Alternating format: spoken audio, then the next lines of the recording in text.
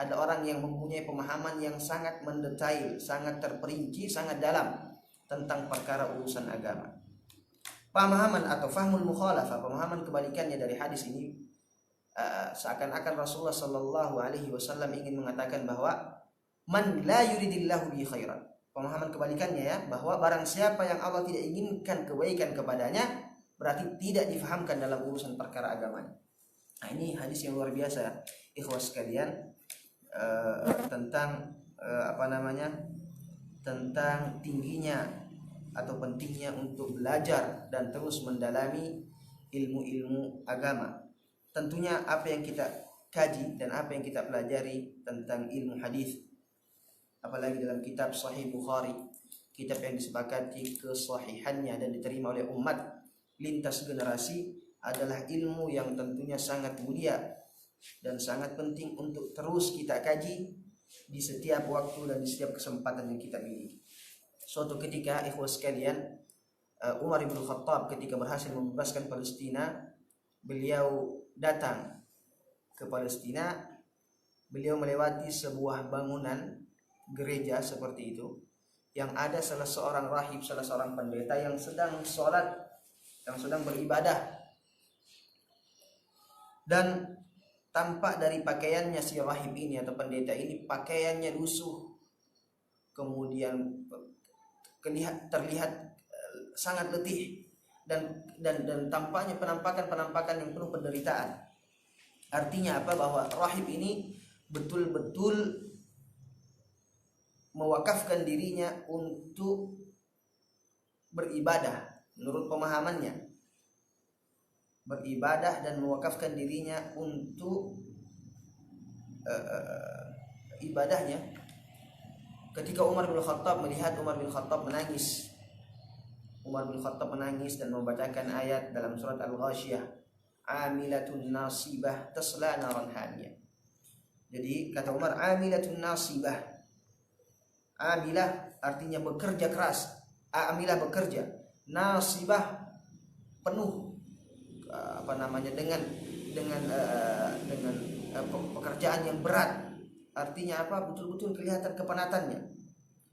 Tasla naran hamiyah, yang disayangkan, yang disedihkan ketika pekerjaan dan ibadahnya kemudian itu malah memasukkannya ke dalam neraka. Ulama mengatakan, ikhwas sekalian, bahwa rahib ini dengan ibadah yang sangat banyak, dengan ibadah yang sangat besar, beribadah sepanjang waktu, tapi kemudian ibadahnya tidak didasari oleh ilmu, tidak memahami hakikat kebenaran, tidak memahami bagaimana jalan menuju Tuhan.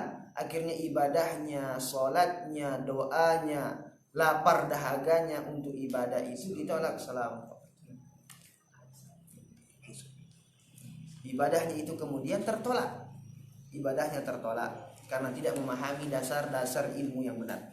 Ikhwas sekalian, maksud kami ini muqaddimah bahwa momentum atau hari-hari yang kita jalani sekarang ini, di mana kita ketahui bersama bahwa kita sedang diuji dengan sebuah wabah yang sudah menjadi pandemi, wabah yang sangat cepat kemudian tersebar, dan penyakit ini atau virus ini adalah virus yang dikatakan oleh Badan Kesehatan Dunia sebagai virus yang berbahaya. Bahkan kota kita, wilayah kita juga kemudian sudah masuk atau sudah sudah menjadi wilayah yang merah atau zona merah. Ini momentum, ikhwas sekalian, bahwa orang yang mendapatkan hidayah, mendapatkan taufik, orang yang diberi taufik oleh Allah Subhanahu wa taala di zaman ini adalah orang yang kemudian mampu melihat ujian, musibah atau virus ini sebagai hikmah besar yang Allah Subhanahu wa taala ingin berikan kepada kita. Ulama mengatakan al-mihan fi tayyatiha al-minah war razaya fi tayyatiha al-hadaya. Al-mihan, ujian, cobaan, penderitaan, fi tayyatiha al-minah, di dalamnya itu bagi orang yang Allah Subhanahu wa taala berikan petunjuk, yang Allah cintai, orang yang Allah berikan hidayah kepadanya, maka dia melihat setiap kesusahan ada peluang-peluang kemudahan, setiap penderitaan ada peluang-peluang kebaikan.